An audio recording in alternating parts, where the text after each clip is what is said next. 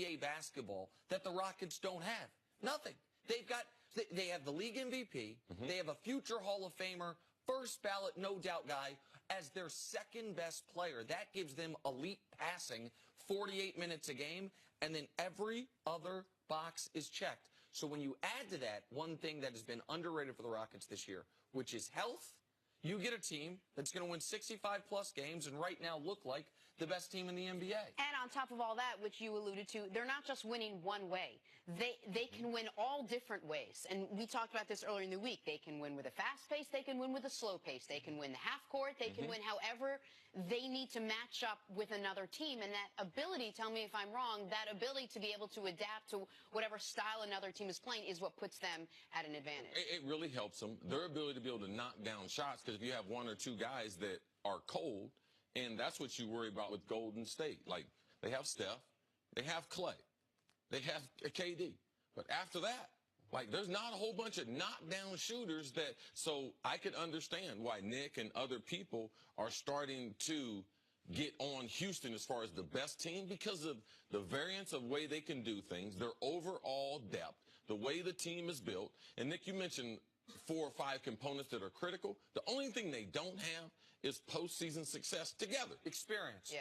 That's the only thing that collectively that they don't have. What about with regards to how they would match up over the course of a 7-game series? Because the game changes a little bit at that point, and then you say specifically against Golden State. Listen, they, in my eyes, should be drastic favorites over every team in the West other than Golden State. Okay, so if they are to lose in the postseason before they play Golden State, then all of the what I think right now are somewhat unfair criticisms about Harden's resume, they'd be CP3, exactly right. If this team loses in the first or second round, even if it's a tough matchup, even if you draw Oklahoma City in the first round or Minnesota in the second round, or even San Antonio with Kawhi back in the second round, you should beat them. So I think they are just, you watched them last night, and they just send wave after wave of scoring at you.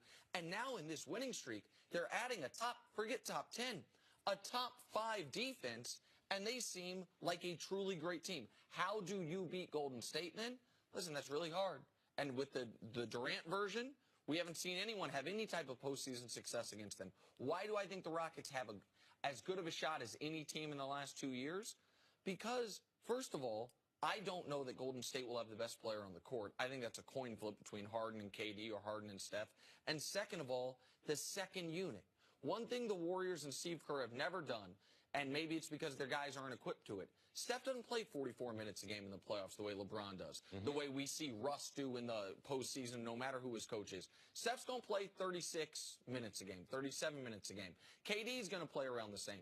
They are going to have to get big minutes from their bench unit. The Rockets' bench unit is extraordinary right now, especially with essentially the new Jamal Crawford, the new reigning 6th man every year, Eric Gordon, coming off the bench for him. I mean, very exciting things for Houston, but it's yet to be seen in a series. When things slow down, when you get where everyone starts to understand what you're doing and the pressure of it, how do they respond collectively, and can they stay injury-free? Those are the things I believe determine who gets there in the West. You said something early on about P.J. Tucker at the 5. Before the show, you talked about something you saw them doing in the pick and roll that I don't know if a lot of people noticed.